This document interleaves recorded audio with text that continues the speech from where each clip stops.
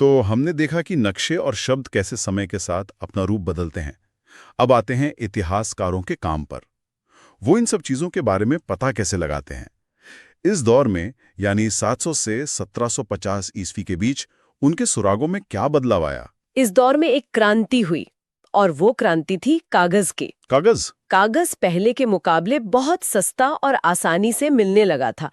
नतीजा ये हुआ कि लिखने का काम बहुत बढ़ गया। अच्छा। सिक्के, शिलालेख, इमारतें तो पहले भी जानकारी देती थीं, लेकिन अब हमारे पास भारी मात्रा में लिखित दस्तावेज आ गए। हाँ। पवित्र ग्रंथ, राजाओं के जीवन चरित्र, संतों की बातें, अर्जियां, अदालतों के रिकॉर्ड, टैक्स के हिसाब किताब, सब कुछ लिखा जाने लगा। तो ज्यादा लिखा गया, मतलब इतिहासकारों का काम आसान हो गया? हाँ और नहीं। अच्छा। ये एक दोधारी तलवार थी।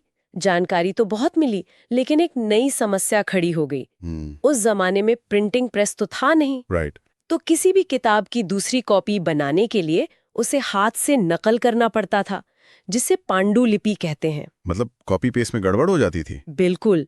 जरा सोचिए, कोई लिपिक या लेखक किसी किताब की नकल कर रहा है। हो सकता है उसे कोई शब्द समझ ना आए, तो वो अंदाजे से कुछ लिख दे। हो सकता है वो अपनी तरफ से कोई छोटा सा बदलाव कर दे।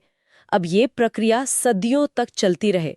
100-200 साल बाद जो नई कॉपी बनेगी वो ओरिजिनल टेक्स्ट से बहुत अलग हो जाएगी। हाँ, ये एक चाइनीज विस्पर गेम की तरह है, जहां बात शुरू कुछ और होती है और अंत तक कुछ और ही बन जाती है। अध्याय में इसका एक बहुत ही जबरदस्त उदाहरण है 14वीं सदी के इतिहासकार जियाउद्दीन बर्नी का। हाँ, बर्नी का। उन्होंने अपना इतिहास 2 बार लिखा। पहली बार 1356 में और फिर उसके 2 साल बाद।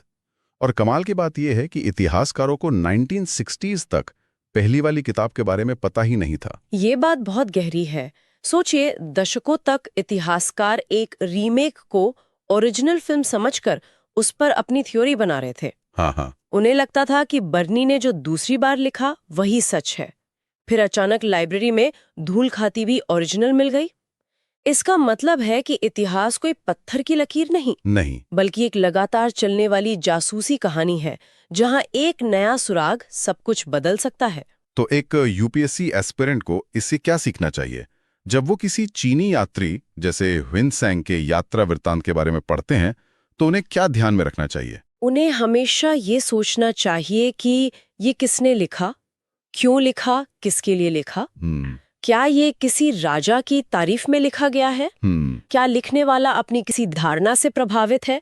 और सबसे जरूरी, हम जो वर्जन पढ़ रहे हैं, क्या वो ओरिजिनल है या कई बार नकल किया हुआ एक बदला हुआ रूप है? सही बात है। स्रोत